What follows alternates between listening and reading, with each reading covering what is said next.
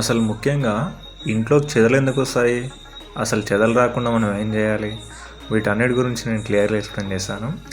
ఇంట్లోకి చెదలు ముఖ్యంగా మనకి వుడ్ని ఏదైతే చెక్క, ఈ ఫ్రేమ్స్, ఈ వుడెన్ పోర్షన్స్ ఉంటాయో దాన్ని తినడానికి వస్తాయి.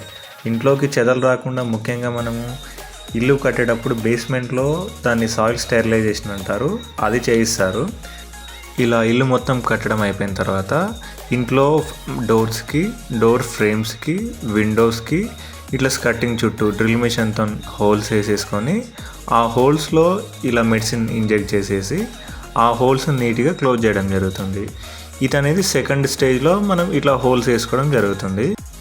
అలాగే అసలు ఇంట్లో చెదలు ఎందుకు వస్తున్నాయనే రీజన్ వెతికితే ఎప్పుడైతే ఈ వుడ్కి మాయిశ్చర్ ఎక్స్పోజ్ అవుతుందో, అంటే మాయిశ్చర్ తగిలినప్పుడు అక్కడ చెదలకి అంటే టర్మైట్స్కి ఫేవరబుల్ కండిషన్స్ ఏర్పడతాయి. అప్పుడు మనకు చెదలు అనేది వాటి షెల్టర్స్ ఏర్పరచుకోవడానికి అక్కడ ఉండి ఆ వుడ్ని తినడానికి ఫేవరబుల్ కండిషన్స్ అనేవి ఏర్పాటవుతాయి. అందువల్ల చెదలు అనేది ఒక ప్లేస్లో వాటి పాపులేషన్ మల్టిప్లై చేసిన తర్వాత ఇంట్లో మొత్తం కూడా స్ప్రెడ్ కావడం జరుగుతుంది.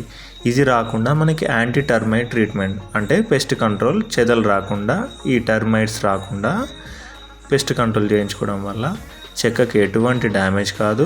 అట్లాగే ఇంట్లో డ్రిల్ మిషన్ తోటి హోల్స్ వేస్తున్నప్పుడు కూడా స్కర్టింగ్కే కావచ్చు, ఈ ఫ్రేమ్స్కే కావచ్చు, ఎక్కడ డ్యామేజ్ కానివ్వకుండా నీట్గా ఈ హోల్స్ వేసేసుకొని మెడిసిన్ ఇంజెక్ట్ చేసి ఆ హోల్స్ని క్లోజ్ చేయడం జరుగుతుంది. ఈ ప్రాసెస్ అనేది కొత్తగా కడుతున్న ఇంటికి లేదా ఆల్రెడీ కట్టిన ఇంటికి చాలా చాలా ఇంపార్టెంట్.